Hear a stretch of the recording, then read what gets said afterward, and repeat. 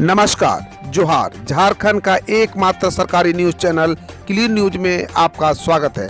समस्या किसान से जुड़ा हो या हो पारा शिक्षकों का मुद्दा, हर खबर पर होगी हमारी पैनी नजर। सभी खबर सिलेक्टेड और काम की है, तो वीडियो के अंत तक बने रहें। साथ ही आप न्यूज को किस गांव या शहर से देख रहे हैं, हमें कमेंट में जरूर बताइए। आज का लाइक हम 100 रखते हैं, उम्मीद है कि आप इसे पूरा करेंगे। और रोजाना पंचायत चुनाव का अपडेट पाने के लिए चैनल को सब्सक्राइब कर बेल आइकन को प्रेस करें। तो चलिए जानते हैं आज का मुख्य समाचार। अब झारखंड में धोती साड़ी योजना का दायरा बढ़ा। अब खाद्य सुरक्षा योजना के लाभान्वितों को भी मिलेगा। झारखंड सरकार ने शुक्रवार को निर्णय लिया कि राज्य सरकार की धोती साड़ी वितरण योजना का लाभ झारखंड राज्य खाद्य सुरक्षा योजना के लिए पात्र परिवारों को भी दिया जाएगा। मुख्यमंत्री हेमंत सोरेन की अध्यक्षता में शुक्रवार को यहां हुई राज्य मंत्रिमंडल की बैठक में इस आशय का निर्णय लिया गया। हेमंत कैबिनेट का बड़ा ऐलान, 3% बढ़ाया सरकारी कर्मचारियों और पेंशन भोगियों का महंगाई भत्ता।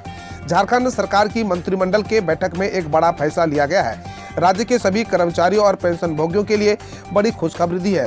राज्य सरकार ने अपने सभी कर्मचारियों और पेंशन भोगियों के लिए महंगाई भत्ते में 3% की बढ़ोतरी करने का फैसला किया है और कर्मचारियों और पेंशन भोगियों के लिए महंगाई भत्ता यानी डीए में यह बढ़ोतरी इस साल 1 जुलाई से ही लागू हो जाएगी। 1200 गांव में कैंप लगाकर लोगों को किया गया कानून के बारे में जागरूक। राष्ट्रीय विधिक सेवा प्राधिकरण लोगों को स्वस्थ, सुलभ व त्वरित न्याय प्रदान करने के लिए प्रतिबद्ध है। महात्मा गांधी जयंती के अवसर पर शुरू किए गए आजादी का अमृत महोत्सव कार्यक्रम के तहत पूरे राज्य में विधिक जागरूकता कार्यक्रम चलाया गया, जिसमें आशा अनुकूल सफलता मिली है। उपरोक्त बातें शनिवार को धनबाद के न्यू टाउन हॉल में आयोजित आजादी का अमृत महोत्सव कार्यक्रम में झारखंड उच्च न्यायालय के न्यायमूर्ति एस चंद्रशेखर ने ऑनलाइन शिरकत करते हुए कही। उन्होंने कार्यक्रम का ऑनलाइन उद्घाटन किया। कार्यक्रम में धनबाद, देवघर, बोकारो के तमाम न्यायिक पदाधिकारी व प्रशासनिक पदाधिकारी भी ऑनलाइन शिरकत की। झारखंड की इकलौती भूतात्विक प्रयोगशाला बदाल, करोड़ों की आधुनिक मशीन हो रही है बेकार, कई पद खाली। 10 एकड़ क्षेत्र में फैली राज्य की एकमात्र सरकारी राजकीय भूतात्विक प्रयोगशाला बदाल स्थिति में है। यह परिसदन NH 33 और SP कोठी के पास स्थित है। यहाँ 75 स्वीकृति पदों में से 62 खाली है। कार्यालय की हालत खराब है। करोड़ों की आधुनिक मशीनें उपेक्षा की शिकार है। जहाँ तहाँ चार दीवारी भी टूट गई है। जमीन पर अतिक्रमण हो रहा है। परिसर में निर्मित आवास जर्जर है। इन पर अवैध कब्जा भी हो गया है। बटेश्वर गंगा पंप नहर योजना खटाई में 4 दशक में 1 बूंद गंगा जल आया नहीं गुड्डा। करीब 4 दशक बाद भी बटेश्वर गंगा पंप नहर योजना से 1 बूंद भी गंगा जल गोड्डा जिला नहीं आया। हाँ, एक बात है, परियोजना के लिए बनाए गए नहर में गोबर के उपले यानी गोईठा जरूर सूख रहे हैं। वर्ष 1977 में एकीकृत बिहार के तत्कालीन मुख्यमंत्री भागवत झा आजाद ने इस महत्वाकांक्षी परियोजना की शुरुआत की थी। क्षेत्र के किसानों को सिंचाई सुविधा उपलब्ध कराने के उद्देश्य से योजना आयोग से इसे स्वीकृति भी दिलाई थी। उस वक्त यह योजना करीब 13 करोड़ 88 लाख रुपए की खड़ी हुई थी, लेकिन बाद में काम ठप हो गया। वर्ष 1981 में जमीन के रैयत किसानों को सरकार की ओर से मुआवजा दिया जा चुका है। 65,000 पारा शिक्षकों को सरकार देगी बड़ी सौगात, जाने किस तारीख को होगा ऐलान। झारखंड की हेमंत सरकार 29 दिसंबर को 2 वर्ष पूरे करेगी और इसी दिन राज्य के 65,000 पारा शिक्षकों को सरकार एक बड़ी सौगात देगी। अस्थायीकरण और वेतनमान निर्धारण को लेकर शनिवार को शिक्षा मंत्री जगन्नाथ महतो के साथ पारा शिक्षकों की बैठक में यह तय हुआ कि झारखंड बिहार के मॉडल को अपनाएगा और पारा शिक्षकों से संबंधित सारी घोषणाएं 29 दिसंबर को की जाएगी। बैठक के बाद शिक्षा मंत्री जगन्नाथ महतो ने कहा कि हम बिहार की नियमावली का पालन करेंगे और हेमंत सरकार की दूसरी वर्षगांठ पर इसकी घोषणा करेंगे। मुख्यमंत्री स्वास्थ्य सहायता योजना की मंजूरी। ST, SC, OBC अल्पसंख्यकों को 3 से 10,000 तक का अनुदान। झारखंड की हेमंत सोरेन सरकार ने राज्य स्थापना दिवस से पहले 14 नियुक्ति नियमावली में संशोधन किया है। झारखंड कैबिनेट के बैठक में कुल 37 प्रस्ताव पर मुहर लगाते हुए राज्य सरकार ने नियुक्ति की प्रक्रिया के लिए रास्ता खोल दिया है। नियुक्ति प्रक्रिया के अलावा मुख्यमंत्री स्वास्थ्य सहायता योजना की शुरुआत की गई है। इसके तहत ST, SC, OBC अल्पसंख्यक लाभार्थियों को 3,000 से 10,000 तक का अनुदान मिलेगा। वहीं राज्य सरकार ने सरकारी स्कूलों में शिक्षा ग्रहण कर रहे 9वीं और 10वीं के छात्रों को निःशुल्क पुस्तक देने का निर्णय लिया है। अभी नहीं मिलने वाली है बारिश से राहत, 20 नवंबर तक करना होगा इंतजार। जाने किन जिलों में किस दिन होगी बारिश। झारखंड का मौसम शनिवार से फिर बदल सकता है।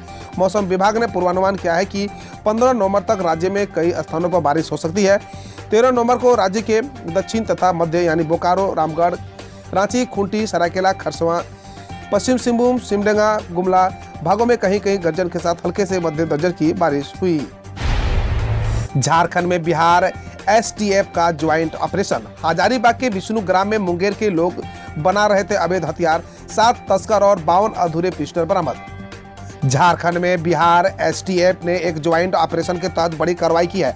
झारखंड की पुलिस के साथ मिलकर हजारीबाग जिले में अवैध रूप से बनाए जा रहे हथियारों की खेप को जब्त किया है।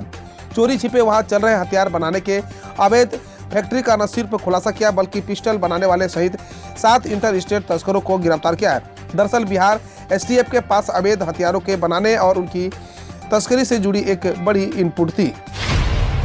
झारखंड में नहीं घटा वैट तो लोग डीजल लेने लगे। पड़ोस के राज्यों से पेट्रोल पंप संचालक भुगत रहे खामियाजा। झारखंड में वैट अधिक होने के खामियाजा झारखंड के पेट्रोल पंप संचालक भुगत रहे हैं। साथ ही सरकार को भी राजस्व का भारी नुकसान हो रहा है।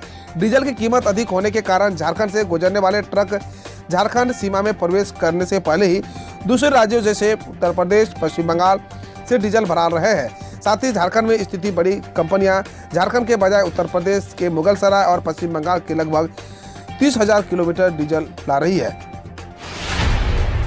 आप खबर देश विदेश और देश की विभिन्न योजनाओं से। एक्ट्रेस कंगना रनौत पर बरसे बिहार कांग्रेस का नेता, पटना के पुलिस थाने में केस दर्ज कराया।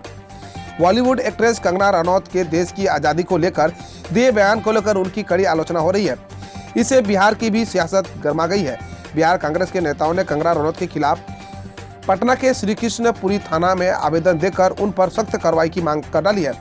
कांग्रेस नेता ऋषि मिश्रा ने शनिवार को बयान जारी करते हुए कहा कि आज तक हमने यही पढ़ा था कि देश को आज़ादी वर्ष 1947 में मिली है, पर कंगना रनौत ने बयान जारी कर बताया कि 2014 में देश को आज़ादी मिली है। उन्होंने महात्मा गांधी, सुभाष चंद्र बोस, चंद्रशेखर आजाद द्वारा आज़ादी के लिए की गई लड़ाई को शर्मिंदा किया है। इसलिए कंगना पर मामला दर्ज कर कठोर कार्रवाई होनी चाहिए और उनकी पद्मश्री अवार्ड को वापस ले लेना चाहिए।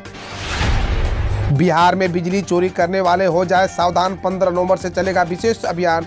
पकड़े जाने पर दर्ज होगी एफआईआर, जुर्माना भी लगेगा। बिजली चोरों के खिलाफ कंपनी विशेष जांच अभियान चलाएगी। आगामी 15 नवंबर से 1.5 महीने तक जांच अभियान चलाया जाएगा।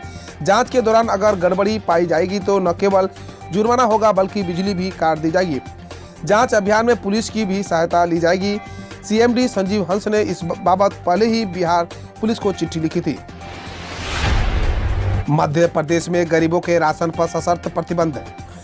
भारत का संविधान के अनुसार प्रत्येक नागरिक को जीवित रहने के लिए, अनिवार्य भोजन रहने के लिए, न्यूनतम स्थान और निःशुल्क इलाज उपलब्ध कराना सरकार की जिम्मेदारी है।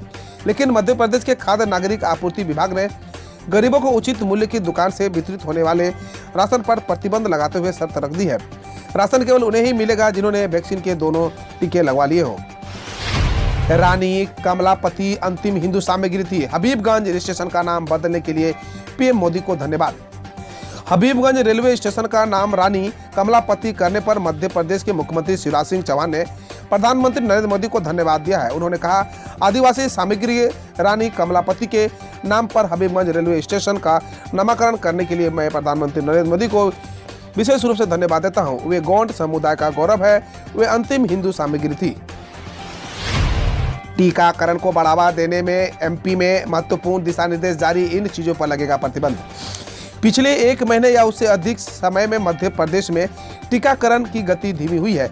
इसे बढ़ावा देने के लिए राज्य सरकार और जिला प्रशासन लोगों को टीकाकरण केंद्रों पर जाने के लिए प्रेरित करने के लिए हर संभव प्रयास कर रहे हैं। इसके लिए प्रशासन ने महत्वपूर्ण दिशा निर्देश जारी किए हैं।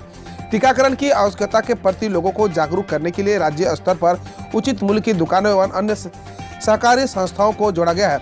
कुछ जिलों में जहां राशन की दुकानें लोगों के लिए रियायती दरों पर राशन का लाभ प्राप्त करने के लिए टीका लगवाने के लिए कर रही है, वहीं अन्य में होटलों में प्रवेश और दूध की डिलीवरी तक रोक दी गई है। उत्तर प्रदेश में फ्री टैबलेट पाने के लिए आवेदन की जरूरत नहीं। न दे आधार कार्ड और न पैन नंबर की जानकारी। जानिए नियम। योगी सरकार की बहुप्रतीक्षित फ्री टैबलेट और स्मार्टफोन योजना की तैयारी अंतिम चरण में है। छात्रों की सूची फाइनल हो रही है। इस बीच फ्री टैबलेट पाने का छात्र ऑनलाइन आवेदन करते हुए कॉलेजों में जमा करने पहुंच रहे हैं। मेरठ कॉलेज में हजारों छात्र पीएनबी में बने दफ्तर में आवेदन लेकर पहुंचे। भीड़ से आवेदन जमा करने में पसीने छूट गए। कैफे पर भी मारामारी रही। आवेदन के साथ विभिन्न प्रमाण पत्र की बाध्यता से छात्रों को पेपर पूरा करने में 1000 रुपए तक खर्च करने पड़े। यूपी में विवाहित व दत्तक पुत्रियां भी अनुकंपा नियुक्ति की हकदार अधिसूचना जारी की गई।